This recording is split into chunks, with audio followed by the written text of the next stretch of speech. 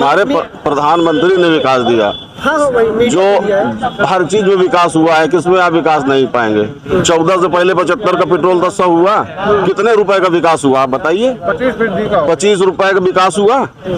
Cylinder 470 था, 1000 का हुआ है। कौन विकास कर लेगा बताइए इतना? और विकास हुआ और लोग उसको परचेज कर रहे हैं। लोगों का विकास हुआ तभी तो परचेज कर रहे हैं, ऐसे फ्री में तो कोई परचेज नहीं कर लेगा भाई साहब। आपके पास पैसा आ रहा है, विकास हो रहा है, तभी आपको बायर करने की क्षमता है। अभी कह दो कि महंगा हो गया सिलेंडर, कोई ना खरीदे। क्यों खरीद रहे हैं? विकास हो रहा है, लोग उसको गुमराह कर रहे हैं लोगों को कि विकास नहीं हो रहा। काहे नहीं विकास हो रहा है? रोड बन रही है, सड़क बन रहा है, ब्रिज बन रहा है, विकास के माध्यम नहीं है। पहले जो है यही गाड़ी हमारी जो है 70 का एवरेज देती थी, अब 110 देने लगी। उसका रीजन गड्ढा था, अब सही हो गया। विकास के क्राइटेरिया बहुत है भाई साहब, लोगों को पता नहीं कहाँ बात कर रहे हैं। विकास तो है, हमें तो लगता है विकास है। अब उसको सोचने का जन्म नहीं ले रहा है का नजरिया। अरे भाई साहब अभी 10 साल का है, 10 साल के लड़के से क्या एक्सपेक्ट करते हो आप? अभी 10 साल का बच्चा है, बच्चे से क्या ले लोगे? अरे 18 साल, 20 साल, 25 साल, 47 साल तक देख लो क्या होता है भाई साहब। हाँ बिल्कुल हो जाएगा। आप लोग जो है बच्चे को ही मारने के चक्कर में लगे हो। पहले बच्चे को बड़ा करो, अभी 10 साल और उसको दो। अभी चाह रहे हैं, अभी चाह रहे हैं, कौन चाह रहे हैं भाई? बच्चे को तो बड़ा करना है, हर माँ बाप का फर्ज बनता है। और वो फिर मोदी का विकास है, प्रधानमंत्री का लड़का है, तो पूरी जनता को सपोर्ट करना चाहिए उस लड़के को बड़ा करने के लिए।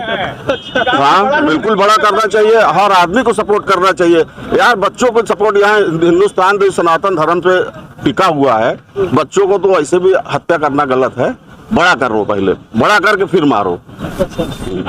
तो आइए देख सकते हैं चाचा ने जिस कहते नहीं सांप भी मर जाए लाठी भी न टूटे, वही हाल है चाचा, उसी प्रकार बता रहे हैं। नहीं बच्चा, ऐसी बात नहीं है, ऐसी बात नहीं है। पहले विकास को आप लोग बड़ा करिए, उसका सपोर्ट करिए। हम तो सभी जनता से अनुरोध करेंगे विकास को और बड़ा करिए। मोदी जी 5 किलो राशन दे करके विश्व में भुखमरी के नंबर 111 नंबर पे बेस्ट मिलेगी, जो कि बांग्लादेश को भी पीछे छोड़ दिया है। पाकिस्तान को भी पीछे छोड़ दिया है। बांग्लादेश भुखमरी के कगार पे पाकिस्तान को भी पीछे छोड़ दिया है। और ये सरकार तो चंदा चोरों की सरकार है। कोरोना काल में चंदा वसूले, वैक्सीन के नाम पे चंदा वसूले, और उसी वैक्सीन वाले से 600 करोड़ रुपए चंदा ले लिया। आप लोग नहीं मान रहे हैं। तो ये चंदा चोरों की सरकार है। राम मंदिर के नाम पे चंदा चोरी, तो ये सिर्फ चंदा चोर की सरकार है। ये सिर्फ चंदा वसूलते हैं आम जनता की मिनिमम बैलेंस के नाम पे। अभी पेपर में मैंने पढ़ा, मिनिमम बैलेंस के नाम पे 38,000 करोड़ रुपए सरकार ने लिया।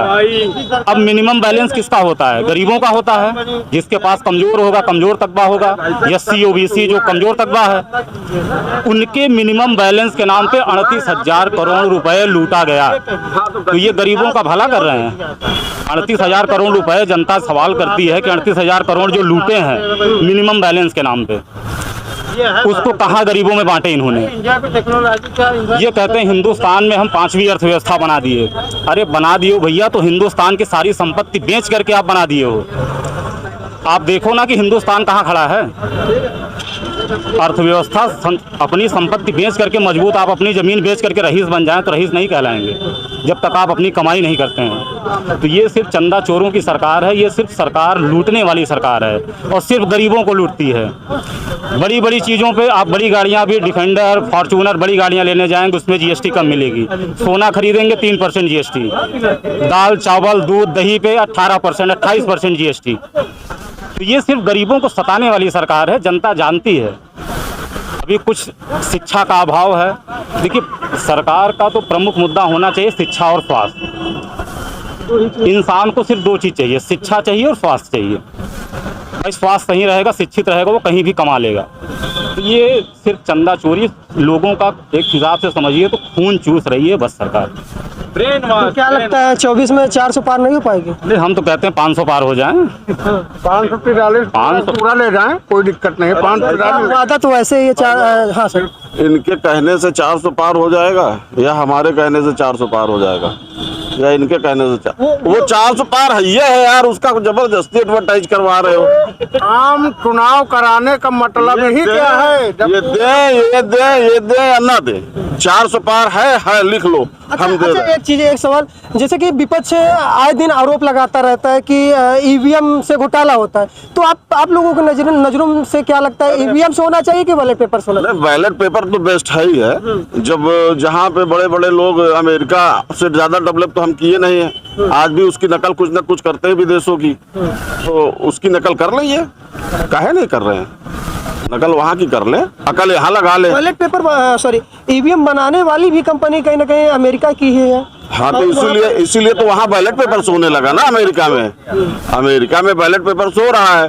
तो हमारा तो भैया फंडा सीधा है, नहीं पढ़े लिखे हो कोई बात नहीं, नकल कर लो, अकल बाद में लगा लेना। तो वहाँ की नकल करके यहाँ अकल लगा ले, यहाँ बैलेट पेपर की चोरी करवा लेंगे, लेकिन बैलेट पेपर से करवा लें। अच्छा, जैसे कि विपक्ष आरोप लगाता है कि बैलेट पेपर सॉरी ईवीएम में ही पूरा घोटाला है, क्या देश में जो चुनाव होते हैं ईवीएम पेपर सॉरी ईवीएम से बेहतर है कि बैलेट पेपर से?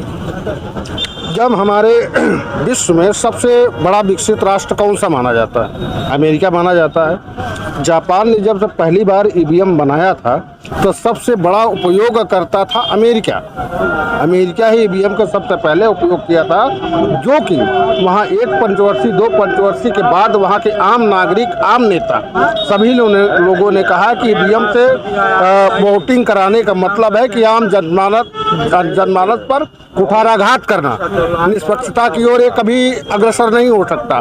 तो वहाँ के आम नागरिक और सीनेट सभी ने मिल करके इसको बैन किया कि सबके मताधिकार का जो प्रयोग किया जाए स्वतंत्र रूप से, वो लिखित रूप में बैलेट पेपर से ही किया जाए, तब सुचिता का एक प्रश्न खड़ा होगा। वो कभी नहीं करना चाहते, उसने अपने यहाँ से बहिष्कृत कर दिया, हमें नहीं, उसी के साथ होता है। वहाँ का चुनाव, अगर राष्ट्रपति का चुनाव होता है तो 2 महीने लगता है, 6 महीने लगता है एक राष्ट्रपति को चुनने में, तो यहाँ तो 6 घंटे में सांसद तैयार है। 6 घंटे में चुनाव हुआ, 6 घंटे में सांसद तैयार है, वहाँ 6 महीने लगता है एक राष्ट्रपति को चुनने में। वोटिंग, काउंटिंग, डिक्लेरेशन, इसमें आके तब जाके 6 महीने समय खा जाता है। तो आपका कहने का यहाँ कहीं ना कहीं पेपर से ही होना चाहिए, बैलेट के हिसाब से बैलेट पेपर से चुनाव होना चाहिए। भैया चुनाव भारत में किससे होना चाहिए, आपकी नज़रों में क्या लग रहा है? देखिए, आम जनता का निष्पक्षता से चुनाव जिससे हो जाए। ईवीएम हैक हो सकती है, ये कहते हैं नहीं होती है। हैक तो गूगल अकाउंट हो गया, जो वर्ल्ड का इतना टॉप आईटी का है गूगल, वो हैक हो गया, और अमेरिका के बंदे ने हैक किया, गूगल ने उसको जवाब दे दिया। तो ईवीएम तो छोटी मशीन है, क्यों नहीं हो सकती? जाहिर सी बात है ये हैक होती है। और दूसरी चीज़, अभी जो चंदे की बात हो रही थी, अभी तो सुप्रीम कोर्ट माननीय चंद्रचूड़ जी ने अगर ना खोला होता तो इलेक्ट्रल बॉन्ड का चंदा तो ये चोरी से फिर वसूल कर रहे थे। कितना चंदा वसूल लिए? चोरी और चंदा वसूली ही इनका ध्येय है। ये पूरे देश को हिटलर शाही करके पूरी तरीके से अपने अंदर में कैप्चर करना चाहते हैं। तो आइए, और भी लोग यहाँ पर हमारे साथ जुड़े, उनसे बात करते हैं। चाचा कैसे हैं? ठीक है भैया। अच्छा, क्या माहौल है आपकी बात प्रयागराज में, किसकी सरकार बना रही है? प्रयागराज में तो यहाँ तो सपा की है, गठबंधन की, कांग्रेस, हाँ। तो अच्छा, जैसे आए दिन विपक्ष वर्तमान सरकार पर आरोप लगाती कि कहीं ना कहीं घोटाले से जीत लेते हैं, ईवीएम से होना चाहिए कि बैलेट पेपर से होना चाहिए? बैलेट पेपर से। Ballot paper. तो इस बार क्या भारी पड़ जाएंगे प्रयागराज से कांग्रेस प्रत्याशी? हाँ, कांग्रेस प्रत्याशी भारी पड़ेगा हर एक जगह से पड़ेगा। इससे जो झूठे के घोटाला में बड़े बड़े नेतन के जेल भेज दे रहे हैं, और उसके बाद जमानत भी नहीं होने दे रहे हैं हर एक जगह। अब केजरीवाल और बहुत ईमानदार नेता हैं, मतलब उनको जबरी आज 20 दिन से जेल में, हाँ जेल में रखे हैं। अब 15 तारीख के देखो सुप्रीम कोर्ट छोड़ देगा। बिजली शिक्षा फ्री करेगा उसको जेल में डाल देंगे। क्या करें भैया? जो बिजली शिक्षा फ्री करेगा उसको जेल में डाल देंगे। ये सिर्फ राम राज लाना चाहते हैं। राम राज में पहले क्या था? लोग वही लुंगी लगाते थे, पत्ता लपेटते थे। एससी ओबीसी शूद्र ये चाहते हैं कि एससी ओबीसी शूद्र वही कोट पैंट ना पहने, वही हाफ चड्ढा धोती लगाए, ना हो तो केले के पत्ता लपेट ले। एससी ओबीसी सुअर चराए, ये नहीं चाहते हैं कि वो उनकी बराबरी कर पाए। तो यही है रामराज। रामराज आने अच्छी चीज़ है, हम तो चाहते हैं आ जाए। तो चाचा क्या लग रहा है आपके बारे में? क्या लग रहा है? क्या बोलो बताइए। तो हालांकि आपको प्रयागराज के कटका, हाँ सर, तो हमारे साथ एक चाचा जी हैं। और चाचा कैसे हैं? भाई ठीक है, बढ़िया है। इसमें जो भी आप प्रश्न उत्तर जो कलेक्ट कर रहे हैं समाज के हित के लिए कर रहे हैं, बट इसमें हित दिखता नहीं है। आपका जो भी माइक है, आपके जो भी आवाज़ है, सब एक जगह जाके पैक हो जाएगा। ये आम जनता के बीच में मतलब नहीं जाएगा। नहीं, बिल्कुल और वास्तविकता जो है, जो सही है, वो आम आदमी को नहीं पता है। अभी एक भाई साहब बात कर रहे थे कोरोना काल में पैसा चंदा इकट्ठा करके लोगों की बिल्डिंगें बनी। कितने लाखों बम्बे, कलकत्ता, दिल्ली, अहमदाबाद, वो तो सभी सब जगह से आके आदमी मरे। कितने मरे रोड पर, हमने देखा। नाम हो रहा कि कोरोना का इंजेक्शन लग रहा है, बिल्कुल गलत था। आम जनता की आवाज है, इसको दिखाइए आप। समझ गए ना, ये बिल्कुल है। दूसरी बात ये बता रहा हूँ, ये देश जो है झूठों, बेईमानों, चोरों का देश है। जिस दिन इस देश का ब्लैक बंद हो जाएगा, ये देश ऐसे गुलाम हो जाएगा। आपको बता रहा हूँ, आप प्रैक्टिकली ग्राउंड में इसको स्टडी करिए। अफसर है, इतना बड़ा IAS है, IPS है, सब सारे चोर हैं। कागज पर कुछ दिखाते हैं, बजट कुछ दिखाता है। डियर वैसे आप तो कई जगह बाइट ले रहे हैं, दिन भर घूम रहे हैं, दिखाते हैं, लेकिन ये न्यूज है वास्तविकता के पतिदेव ने, जो कि अर्थशास्त्री संधावा का विकास ना रोको यार। क्या कहते हैं, निर्मला सीतारमण जी है ना, वित्त मंत्री, उनके पति जी ने क्या कहा है कि देश गुलामी की ओर है। देश में दोबारा चुनाव, अगर बीजेपी जीतेगी तो देश में दोबारा चुनाव नहीं होगा। वो स्क्रीनशॉट है, वैसे ओपनली नहीं है। अगर बीजेपी दोबारा जीतती है तो देश में दोबारा चुनाव नहीं होगा, राजशाही शासन आ जाएगा। एक राष्ट्र एक शासन और राजशाही शासन आ जाएगा। राम राज्य वास्तविक आ जाएगा, जिसमें कि पिछड़े दलितों के साथ जो स्थितियां रही हैं राम राज्य में, आज के कुछ वर्ष, कुछ दशक पहले वही स्थितियां फिर आ जाएंगी कि आप पानी नहीं पी सकते हो सार्वजनिक बर्तन में, या फिर आप फलाने साहब की चारपाई पे नहीं बैठ सकते हो। वो स्थिति आने वाली है। ऊंच नीच का वो देखा बिल्कुल। अरे आज भी भरा पड़ा है, ऊंच नीच का भाव आज भी भरा पड़ा हुआ है। झांसी में बांट के स्टेट को डिवाइड करके अपना वोट कलेक्शन करने के लिए गांव में ग्रुप बना के भेज रहे हैं, जनता को खरीद रहे हैं। प्रधान के माध्यम से, मेंबर के माध्यम से, MLA के माध्यम से, MP के माध्यम से नोट ऐसे फेंका जाता है। ऐसे यहाँ इलाहाबाद में मैंने देखा, प्रयागराज में बसें भर के आई, यहाँ दुनिया भर की, कोई मतलब कोई ऐसा डिस्ट्रिक्ट नहीं है जिस डिस्ट्रिक्ट से 4 बसें ना आई हो, और सबको 500-500 रुपए की नोट जैसा पकड़ाता गया। ये है डेमोक्रेसी। बोलते हैं ना कि ये डेमोक्रेसी है। तो भाई जिसके हाथ में पावर है, जिसके हाथ में शासन है, वो अपने इच्छा से जो कुछ कर सकता है कर लेता है। गरीब को कोई नहीं देखता इस देश में।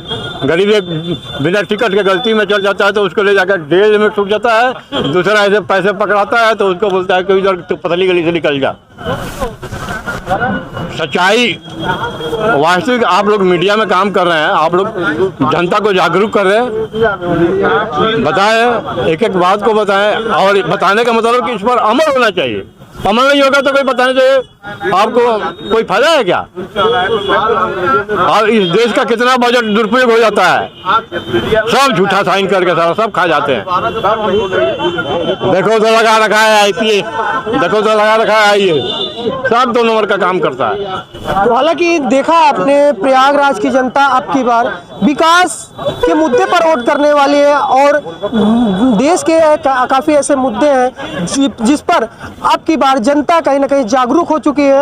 और हालांकि आपको बताने का प्रयास करूं, प्रयागराज में आपकी बार बात कर ली जाए, आपकी बार कांटे की टक्कर होने वाली है। और जो नारा है 400 का पार, वह देखना दिलचस्प होगा, क्या आपकी बार 400 पार हो पाएगा या फिर 400 के अंदर हो रहेगा। फिलहाल आप देख रहे थे बुलंदआवाज भारत, कैमरा पर्सन अनमोल सिंह के साथ प्रयागराज से प्रदीप की खास रिपोर्ट। बहुत बहुत धन्यवाद।